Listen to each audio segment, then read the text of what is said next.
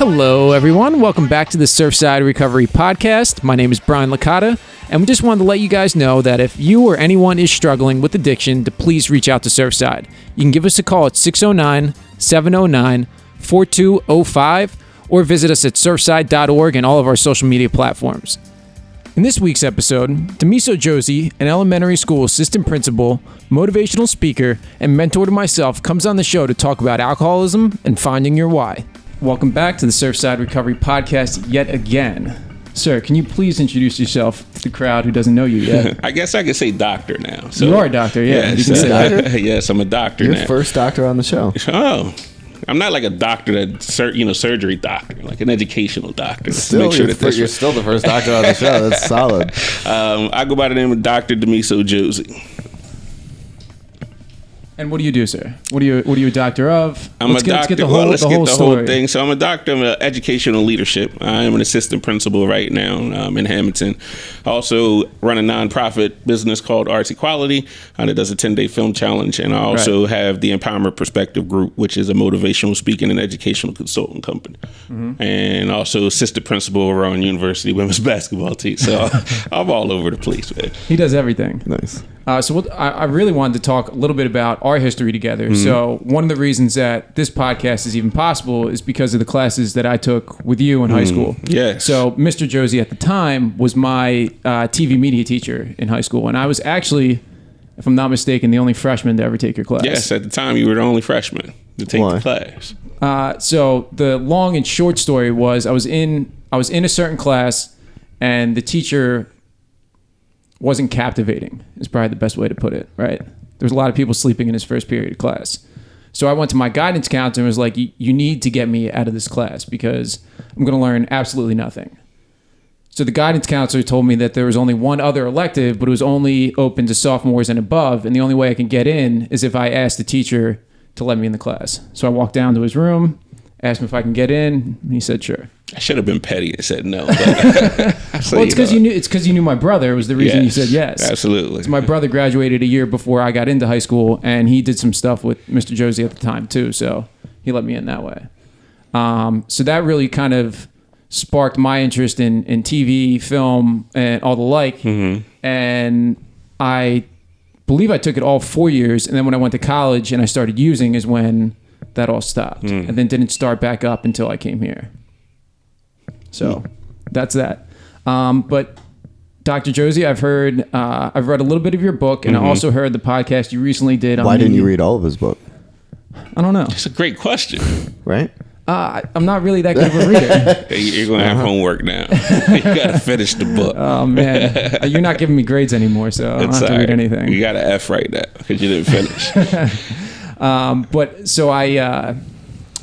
So the part that really interested me and why I thought you'd be a good guest on the show, other than the fact that I like you, would be that you grew up in an alcoholic household and overcame a lot of adversity. And I think that both are really good topics to the people that we're kind of targeted to. Right. So you want to speak a little bit to that? What it was like growing up in an alcoholic household or anything like that?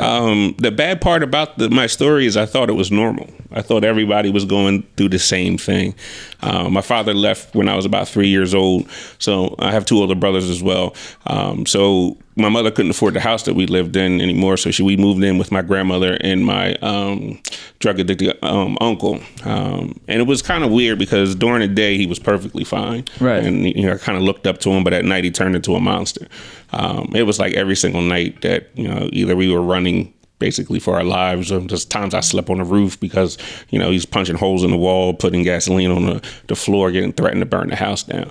And at the time, this happened from 3 years old till I graduated from high school. Right. And like I said, it kind of felt normal, so I never really told anybody that I was going through this. But now looking back at it, there was nights I was in a hotel with my mother, 2:00 in the morning, doing homework by the lamp, get up and go to school the next day like nothing happened. Mm-hmm. So it was weird, like I said, because during the day he was fine. It was somebody I looked up to. I didn't have a father figure. He taught me how to hunt, taught me how to fish, but then there was this other side of him, this dark side of him that I was definitely afraid of. And then it came down to a pivotal moment. My girlfriend, my wife now, we met in middle school. I never brought her to my house because I was ashamed of my house and the things of that nature. So she comes to the house and we're sitting there watching a movie, and I hear these keys jingle on the door. I already knew it was him. It's nighttime. He came in. In so many words, he says, what she's doing here. And he flips the couch over with her on it. Right. By this time, I had enough. I went to the kitchen, got the biggest knife I could possibly find. And I made a decision that it was either going to be me or him at that moment. If my mother didn't walk in at that time and call me, I wouldn't be sitting here right now. I'd either be dead or in jail right now. So by the grace of God, she walks in. And then from that moment, it was kind of like a scramble. Far as my mental health was concerned, I was having nightmares probably all the way up into my late 30s. Sure. Major even once I PTSD. was out. Right. That's crazy that you almost stabbed him. Yeah. That's crazy because, I mean, the trajectory that your life could have taken over, one instance. One instance. And it was weird. I could getting chills just thinking about it now. I actually smiled before I was about to do it because it was like I had enough. Like, this is it. Yeah. But you got to understand, too, I had two older brothers. So, at the time when I was younger, we kind of evenly got the abuse. But then when they left, it was just me in the house by myself to try to protect my mother and my grandmother and things of that nature. But I can't contribute to anything other than the grace of God that my mother walked in at that particular time. Right. So we bounced around a couple places. By this time I finally go to college. Again, I'm waking up in the middle of the night, cold sweats, nightmares, and all that stuff. And this is in college? This is happening? in college. And I'm out of the situation now. I'm at the house and, I'm safe, so to speak. But, I'm still dealing with this mental health thing. So I personally started going through certain things. I started drinking more, started partying more, trying to numb the pain and all those things. And you were playing sports, too, in college, right? Playing sports, doing, like, no one would have known that I went through this. But then I just got to a point where I just got tired of all of it.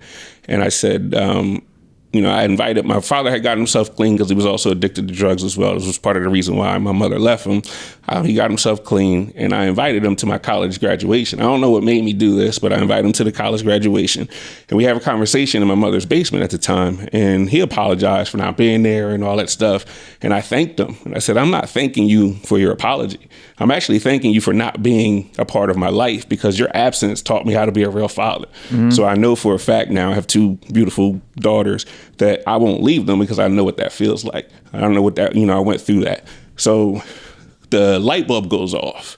And I said, you know what? If I don't want to be like all these people in my life, I got to do the opposite of what they did. Mm-hmm. All of them, and I looked at everybody in the neighborhood. They all dropped out of school. They all were addicted to drugs. They were running around chasing women. And I said, I just need to do completely opposite of what they've done. The reason I'm a doctor today is because my uncle dropped out of school. I wanted to do opposite of what he did. Right. My dad dropped out of school, wanted to do opposite. Everything in my neighborhood, and I just kept flipping it. And I say that all the time. Like, if you want to, like, I say this to, guys in rehabs and things. It's like, if you want to be different, you have to be different. You have to be different, absolutely. Like, you just you know what I mean? You have to take different actions. Right, right. And I just saw myself going down the same path.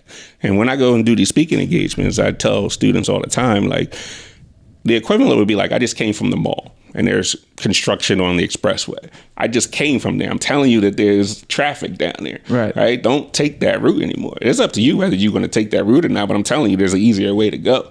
So I'm trying to use my life and my life story to say, I've experienced this path already. It's not going to end well. I know what that looks like. Right. I'm trying to get you to go a different route and experience some different things. So then I learned a lot about having the right people around me at the right time. Now I live by a philosophy of I try to put people in my life that are better than me, and I try to beat them. And that's because I'm competitive, and that's just what happens. And it's a cycle.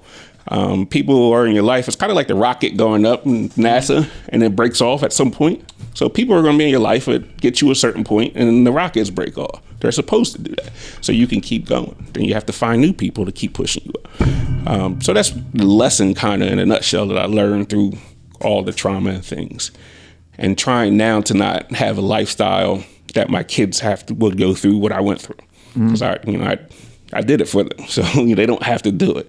But that's it's tricky in itself too, because now I'm manufacturing struggle for them, because you have to go through certain things. I think that's where growth is. Yeah, I remember when I came over to your place and did one of your podcasts. Mm-hmm. We were talking about that. That was one of the things you were talking about, manufacturing adversity for your children. So how do you even do that? Like what are the things that you try to do with them? And I think it's really cool to point out that, like what Ian was saying, is there's so many parallels into what you're trying to do now to what we do, and to try to teach people how to recover.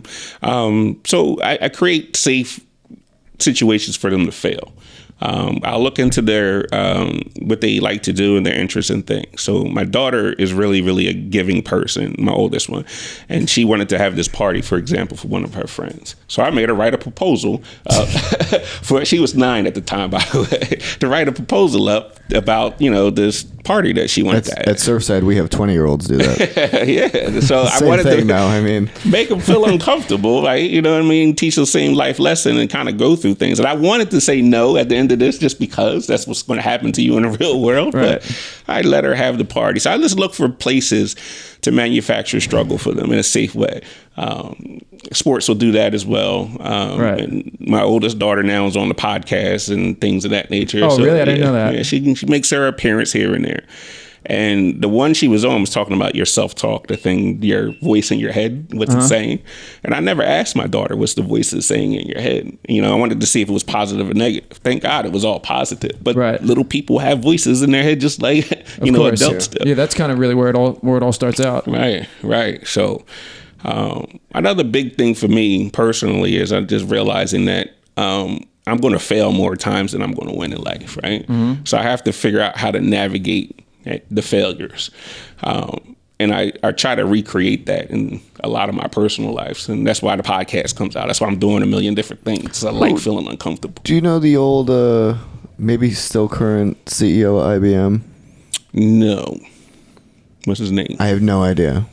However, there was a quote that he put out that says, if you want to increase your success rate, you need to increase your failure rate. Absolutely. That's powerful. I definitely believe that. Because like I said, that's where your growth is, and success is about growth. It's really interesting. Like we, and I said this to a parent last night. They're interested in, sending their son to Surfside, and 20 years old, been in a couple treatment centers, can't get a job, just this stuff. And dad was like, I don't know why he can't get a job. And I was like, it's not that he can't, it's he doesn't know how to. And I said, we deal with guys all the time where they don't understand why at 22 years old with half a college degree and, 0 job experience, why they aren't CEOs. And, we even had a guy the other day, he wrote up this proposal. He wants to get a great kid. And I love this kid, and he wants to get some investors for some things. And I just said to him, like, look, man, like, not that any of this is bad, but who's going to invest millions of dollars if you haven't been able to hold a job for 6 months? Like, you might have the best proposal, but like when people invest, like they're investing in you. Right. And if you can't hold a job for 6 months, like, why would they give you millions of dollars? It doesn't make sense. And, and I think that, there is this level of like really like taking initiative and taking action and taking responsibility for yourself, because when you take responsibility for yourself, you're no longer waiting for other people to fix your problems. Absolutely. Like you start to control the situation, right? And you now have the power, right? So like what you were saying, like if you were waiting for your dad to fix your problems, you'd be waiting forever. Absolutely. When you were like, what, like, I've got the power to control my destiny, and I got the power to control my outcome. Like, I'm going to do this.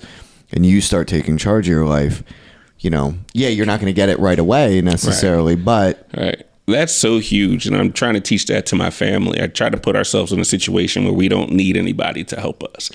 If you help us, it's great. We'll welcome that thing. But we're kind of self-sustaining in the fact that, if there's something that our family needs, we're going to make it happen some way. It may not look like what I envision it to look like at the end of the day, but I'm going to try to make it so that I'm going to not rely on people. Like you said, I couldn't rely on my dad to technically raise me, so I had to figure out a way to create that. And then that's where the empowerment perspective comes from, is flipping the perspective of my situation. I couldn't change the situation. I could change how I look at it, though. Yeah. So then it goes to putting the right people around me, and then it goes to always learning and always reading, and then putting myself in challenging situations. But the one thing that I think everyone needs to develop is that ability to not give up. Like, you know, so a lot of people, you might be searching for jobs. That job that you're really looking for might just be around the corner. But a lot of us just give up before that happens. We're not patient enough. Part of it's the society we live in. Everything's fast paced and you want things now instead of really waiting and waiting. Do you remember when like we didn't have internet on our phone? Yeah, it's great. I remember my first cell phone. Yeah, I had a beeper back in the day. That wasn't even mine. I wanted a beeper so bad, so bad.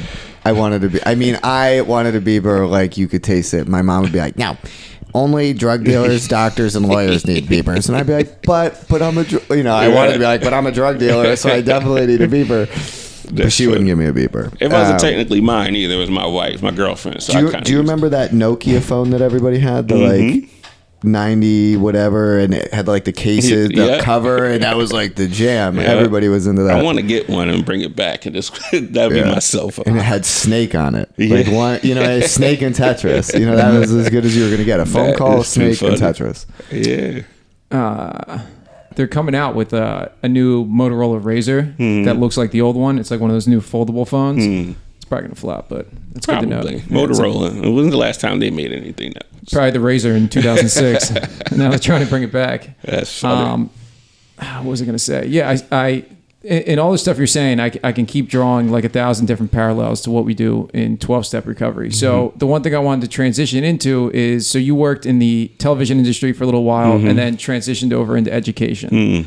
And so I guess the question is, why make the switch? And then because a lot of stuff in 12-step recovery is like you got to teach and teach and teach and teach. And it seems like that's a really big part of your life too. So I kind of want to touch on that a little bit. I think the reason that I make the switch, and the big thing that we talk about with the primary perspective, is developing a why in everything you do. The reason why you do certain things. Because when you have a strong why, like I said, life's going to happen. Difficult moments are going to happen. When it's your why that's going to push you through those things. I think a lot of people are easy to fall back or to quit is when their why isn't strong enough. Right. So when I was in TV working for ESPN and ABC, my why was developing. Like I just had this, urge to help people. So I was always volunteering, always coaching and doing things. And I was just sitting there and it's like I felt like a piece of machine, like it could easily be replaced. I wasn't really serving a purpose. So I wanted to listen to my why. The events of 9/11 happened. I saw the second towers fall down. We had anthrax supposedly in our building. So it was just kind of a timing thing. Then it goes back to putting yourself around the right people. So the Hamilton was building the school, and the superintendent at the time knew my family, and I knew him, and then everything. Oh, is that how you got in over there? I didn't know that. Yeah, he was actually an administrator at my high school, and I just kind of kept in contact with them. Okay. And he was like, "Hey, we're building this school. Can you write the curriculum?" And then I was like, "It's a perfect marriage of TV and teaching, are two things that I love to do." But then once I got into it, it was just like my why just started to grow and grow and grow. And then I realized that I think everyone has a gift inside of them, right? And it's the thing that just comes easy to you without even thinking. And for me, teaching was that. And then I just started putting it in different vehicles, the nonprofit, the teaching, the power perspective. But my why just became strong. And it's just those moments where it's tough to, do things. So how do you like, what would you tell someone, what would you tell like one of these like young adult men or women that, are in their 20s, maybe they just got sober, they're, they've been floundering from job to job, haven't been able to get through school, good people, but just because they've been getting high, they've been screwing up, come from good families. And they're stuck, they're stuck with their why, and they're looking at like, they want to be a CEO, but they're bummed out because, they're working at the ShopRite with their recovery job, just trying to, get, a year sober. Well, I mean, what would you tell them to like, how would you encourage them to find that why and that passion and, Right. There's a lot of things that go on in life. Like, there's a lot of layers to, that situation. One, they're in recovery, let's say for a year or whatever. So you're still climbing that mountain, and then you're trying to, do all multiple things of life that are going on. In order to develop the why, there's a difference between doing something that you want to do and something that you kind of was meant to do.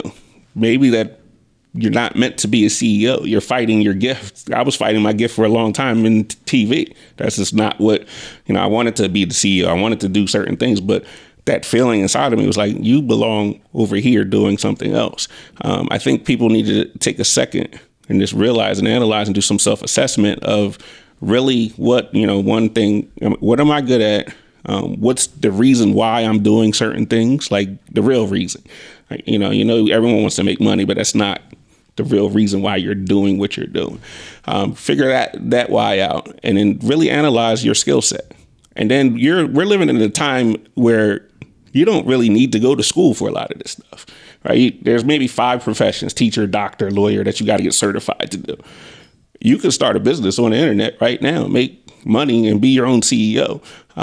Start small and start gradually. Networking is huge. Putting yourself around the right people, and living in your gift and living in your truth. I think that's really the key. That's been the key to my success, and what I try to teach people is really doing a self-analysis of what you're good at and where your deficiencies are, and trying to build on those positive, powerful connections that you have.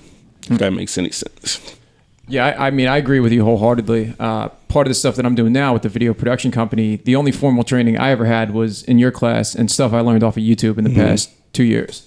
And I think something that was really important for me too was to know when I was in a bad situation. Like, I originally left working for Surfside to get a job in radio and advertising sales. And I was telling you before the podcast that it was absolutely the worst job I've ever had. It was horrible. No one wanted to talk to me. I wasn't getting any leads or anything like that. And I had a really tough time, like, knowing when was a good time to quit. And I held off from quitting for probably a month because I didn't want to feel like I was giving up. I wanted to kind of like see it through. But then it got to a point where I was just like, I'm miserable. Like, every day I'm waking up. That was the greatest day of my life. What, when I called you back? Yeah, I actually called him and asked him to. So that was better than your wedding day. I just want to make that clear. No. Second greatest day in your top 5, I'll say. Top 5. All right, cool. Just wanted to be clear on that. Some like kite surfing days are up there. Wedding days up there. But anyway, so what I was saying was I had to really like look at myself and was like, I'm miserable. Like, why am I doing something, day in and day out that I absolutely hate? But you jump ship for a couple bucks. Exactly. And I think that's actually super important to acknowledge. Like, people are so enamored in making more money, yet you know anything about the hedonic treadmill? No, what's that? You'd be into that. So the hedonic treadmill is basically this idea that we become accustomed to where we're at. And, right, so like, let's say we make $40,000 a year. We become accustomed to that, and then if we get a raise to $60,000, we're spending at $60,000, so we're accustomed to that. And then if we go to whatever, and then going back down to 40 is like, what did I do wrong? Right. But it also shows that there is data that proves that your happiness level is significantly different between making $5,000 a year and like $50,000. However, there is almost no data that shows the difference between $50,000 and $500,000 a year. Right. And it's because this idea of like, once our basic needs are met and we're able to do comfortably, we're able to comfortably live. We're not worried about where we're going to eat. We're not worried about where we're going to sleep. We have a little bit of money to do some hobbies and the things that we really enjoy, that our overall happiness level continuously stays the same regardless of the money coming in. So Brian was making, I don't know, maybe like $2,000 or $3,000 a year or less with Surfside, I think, give or take. No, it was about 10. Really? Yeah. I don't think it was that much. Whatever. Which is that's significant. It's like between 7 and 10. Yeah, so that's significant. I don't think it was that much, but that was significant. And we were basically like, yeah, dude, like, rock and roll. And we, we're very clear that a lot of our positions have a cap. And like John is a great example. John was with us. We should get him on the podcast. We should, shouldn't we? Yeah. John started So John was a client of mine at a previous treatment center for 2 years. Then I started Surfside. John like couldn't get a job. Kid could barely not put sweatpants on in the morning. Had to remind him to like switch from slippers to sneakers, you know? Right. Really. And he was in his 20s. Right. And, we needed some help. Like, hey, can you paint this? And he would paint. And then we were like, hey, we need some help with like guys getting to these appointments. Can you help with that? And, and then we did that. And then eventually he came on full time as, a recovery specialist. And 3 years worked for us and became really, really solid and went back to school. And now he got a job as a counselor and doesn't even have his degree yet or his credentials. A counselor intern technically, right. But he put in his time and he worked and we take pride in the idea that we're going to train people up to go to that next piece. Right. And Brian, back to him, he jumped ship thinking that the more money was going to make him happy, and it was exactly the opposite. And then part of the reason I left TV too, because working for ABC in New York City, I'm making a lot of money, and I come back to teaching making, I think it was $35,000 at the time, so It was a huge pay cut for me.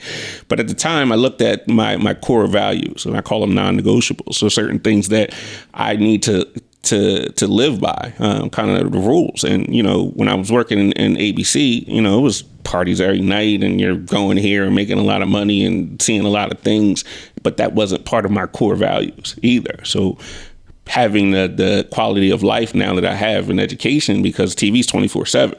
Now in education, I got my weekends, I got time to be with the family, and the whole summer. Well, I'm 12 months, so it's not, but that was more in line with my core values.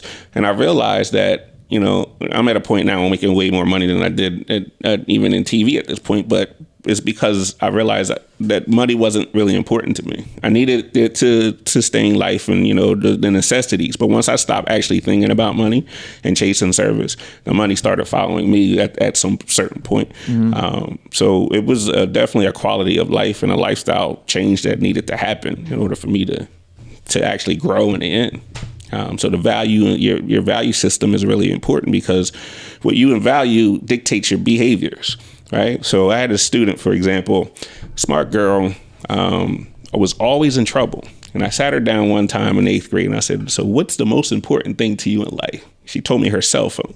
And the light bulb clicks off in my head. I said, no wonder you're addicted to drama. You're all into everyone's business, because that was your value system. So I said, if I can change your value system into something else, your why into something else, your behaviors are going to start to change. Because like I say, what you value, your behavior is a reflection of what you value. At the end of the day. Yeah, I can't believe she said her cell phone. So I'm not surprised at all. So what did you do to kind of like rectify that situation? Well, one of the downfalls in education is we have a very short period of time with them, right? So I got to a point where it was like, all right, I needed to hand her off to somebody else. And I don't even know what happened to the young lady after that. But once I said that to her, her and her grandmother was in the room at the same time, and the light bulb goes off both of them. Now it's like grandma's like, I need to really take control of this situation. I kind of pulled grandma aside. So if you want her to change, you got to work on her value system. Right. The downfall of education, like I said, you only have them for, let's say, 180 days. I have 180 days to save a person's life is what I look at it like every single day I walk in there. And sometimes it works, sometimes it doesn't. So do you, and I'm sure you've seen it, do you see a lot of either...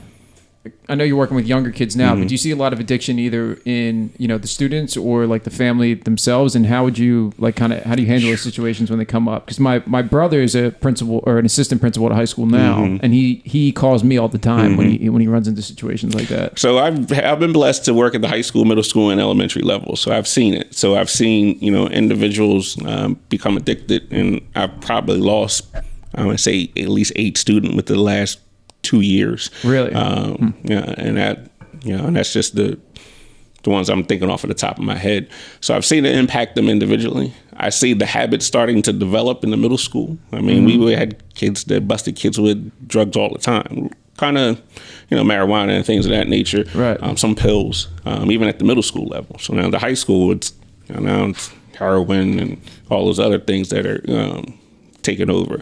The elementary level is more family stuff. And I see the kids being impacted by it and not knowing how to navigate, their parents, using and things of that nature.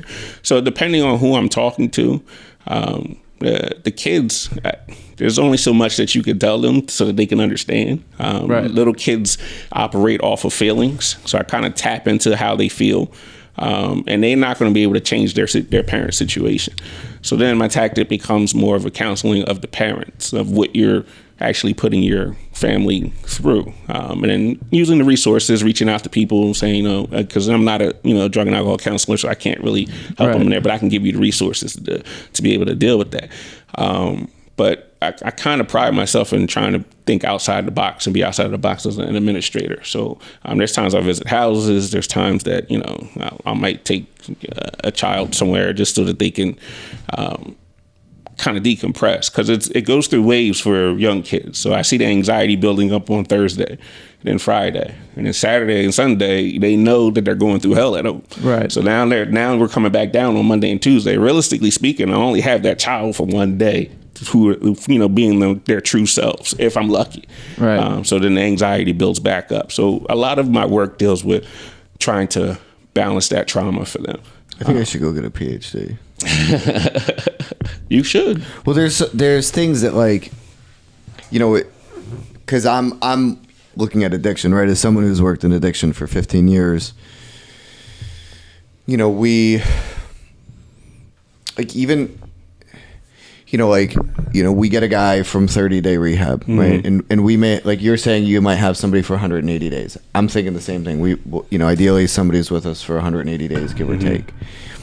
And hopefully they listen to us, and hopefully they allow us to mold them, because they have faith that we have their interests, their better interest in mind. Sometimes they let us, sometimes they don't. But we don't even, regardless of whether they come from a 30-day or not, we don't even see their true personality for about another 30 days. Right. And once they start to let their guard down, the real personality starts to come out. And too, just like your own personal life, like there's, if it's you and your wife and your kids in the kitchen, you're going to act a very different way than right now, or at school or whatever. And there's some 4-step work in the third column. So in the 4-step, basically, you write about like who you're angry with, why you're angry with. The third column is like, how does it affect you? So these 7 different areas of yourself that are affected. And it becomes the theater of the lie, where you can start to see your interactions in different situations, which is what you're dealing with, right? And people don't even know it. In certain situations, they show up, and, like right now, I'm the executive director on the podcast. Later on, I will be the sponsor. Later on, I'll be the CrossFit member. And in each situation, like, I'm actually playing a different role, right? And it's a theater.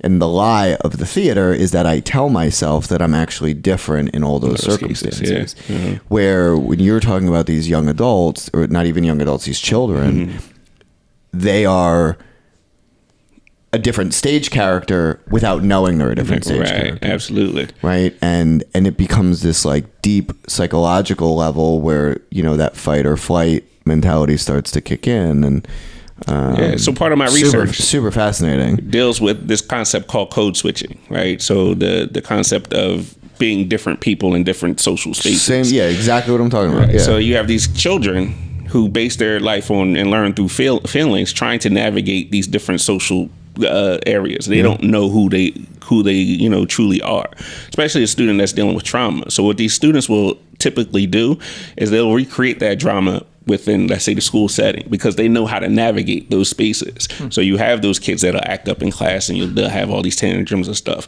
and you actually see them kind of slump their shoulders back and kind of relax, because they've created the chaos that they know how to navigate. Even as an adult, this life that I'm living right now is foreign to me. I don't know how to really be a good dad. I don't know, healthy living and stuff. Before. Right, I've never done it before. But you put me in a dangerous situation, I know how to navigate that, because that's what I've, grown up with. So you have these kids that are creating, without even knowing, really, creating this, recreating trauma so that they can actually breathe in a sense.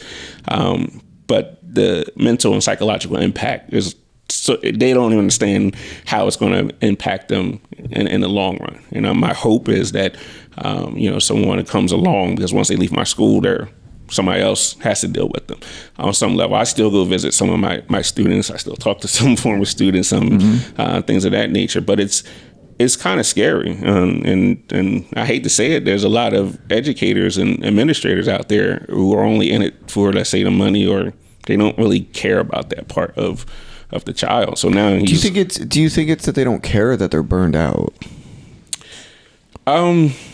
Burnt out. Some of them may be burnt out. I mean, there's times where I feel. I've personally never met someone who's got involved in the teaching field because they wanted the money.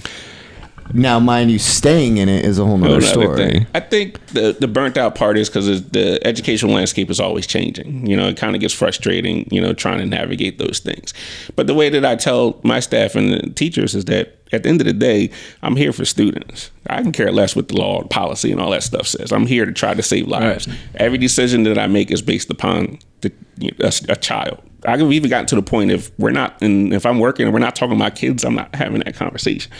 I think a lot of where the burnout comes in, a lot of times is because they deal with the politics and the policies and the curriculum and all the stuff that really doesn't make a sense and doesn't even really matter in the life of this child that you're trying to save. So I think a lot of burnt out is there. For me, success isn't tangible, because I don't have a number that I've helped X amount of kids and I'm now, okay, I'm good, I can relax. Yeah, right? There's always going to be somebody else, right? And there's always going to be that somebody else, even in the case with Brian, he's still part of my life. You know what I'm saying? So that was 15 years ago. I graduated in 2009. Yeah, so would have met you like 14 years ago. So I don't know. And I just feel like if you're living in your gift, like I feel like I am, it doesn't seem like work to me. Right? This is what I'm supposed to be doing. It's helping people. I would agree. You know what I mean? So some days it is definitely work. Oh yeah, I get frustrated and things of that nature. But then that's where the why kicks in. So my why now is for my kids. Like if I want my kids, I want to set the bar so high for my kids that they say, well, Daddy came from here in that situation. I don't have an excuse. It made it to this particular point. So if you walk in my office, my kids are strategically placed, the pictures, especially by the phone when I got to deal with difficult parents. I'm staring at my kid so that I can have that conversation. Like while they're cussing me out and screaming at me, I'm like, well, this is why my reasons here. And there's, I don't take it personal. It's not about me. It's about, they're dealing with their situation. I think a lot of people take a lot of stuff way too personal. That has nothing to do with them whatsoever. There's a lot of displaced anger, a displaced aggression. People don't want to deal with their own things, so they start pointing fingers, right? So you can yell and cuss at me all you want. I don't take it personal because I know it's not me. It's coming from a different space. Mm-hmm. Yeah, we talk about that a lot. I mean, even I know when I talk to like sponsees or something like that, or even friends, and they're like, I don't know how this person did this to me. Well, it's like they're not looking or caring about you at all. They're just doing something, and you're just internalizing what they're saying to mean it's something about you. It's like the guy who cuts you off in traffic. Yeah. Like, everyone always takes it personal. Like, what the fuck you did that to me for? It's like I'm pretty sure the guy wasn't just pulled in front of you just to pull in front of you. So even with the situation with my uncle and my father, being addicted and doing the things, and I was impacted by it, but I didn't cause it, right? So it wasn't me that was causing them to do certain things. So on some level, I can appreciate it now looking back at it. Like I can't take that personal. Like it's not really about me. I need to find out what that cause is. If anything, now I can help you realize that, it's not me. It's you don't want to take ownership of whatever it is that you're dealing with. And we want to blame everybody else for, our failures or our situations. Mm-hmm. So that goes back to me trying to put my family in a situation where we feel like we don't need anybody. At least I try to make that happen as much as I can. And it's our responsibility at the end of the day. So what are the next steps for you now that you got your doctorate, your assistant principal? So what's going up next? You're going to keep climbing that ladder? I mean, there's not really any more degrees that you can get. So I think I'm done with education in terms of formal education. I read every day. I'm always a lifelong learner. So I read an hour a day every single day, and I'm currently reading like 4 different books right now, and this is how my brain works. But I just think that the future, as far as me and education, may not even be contained within the educational system, because I have issues personally with it, right, the way it's ran and everything. So I think, you know, the speaking engagements and hitting the road, and I'm just looking for pockets to be able to help people at the end of the day. The doctorate thing, it was just a personal thing that I wanted to get done. If I use it, I use it. If I don't, I don't, at the end of the day. So if people want to find out more about the Empowerment Perspective Group, or how to get like speakers and stuff, like how would they come find you? So the Empowerment Perspective, we are at the empowermentperspective.com. You can follow us on all the social media outlets. We have our podcast, we have our programs that are in there. But if anyone, even if you have a story that you want to tell and you feel like someone can learn from it, please get in contact with us. There's a contact page button on the page, and, you know, we'll definitely be able to work with you and put you in spaces to be able to tell your story, because your story is going to be able to help somebody else that may have gone through something similar. So, and then there's the reason I wrote the book. It was therapeutic for me. Mm-hmm. I didn't matter if I, you know, made $1 off of it, but I needed to release what happened to me, and now I'm completely in a different space.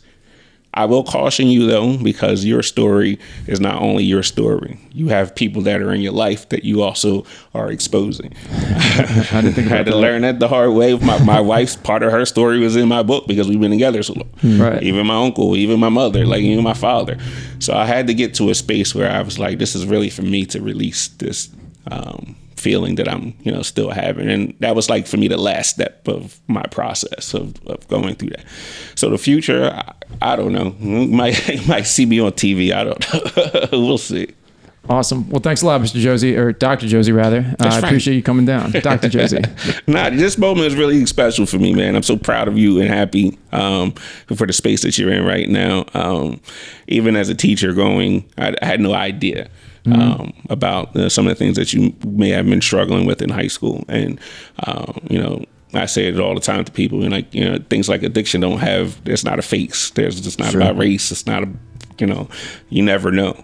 But if there's anyone that's out here that's listening, talk to somebody and let them know what you're going through that can help you. If you need that help, that's really, really important. Don't wait. There's people out there, guys. You can see there's plenty on this podcast. Make sure you reach out to somebody, because we don't know what we don't know. You know, somebody might be in a position to be able to actually help you. If you're struggling with a job or something like that, there might be somebody that can help talk about it. Beautiful. Well, thanks again. Thanks again. This was an awesome podcast. Thank you. Stay tuned for next week's episode on adversity with Joe C. As always, if you or someone you know is struggling, please reach out to Surfside. You can give us a call at 609-709-4205 or get us on the web at surfside.org.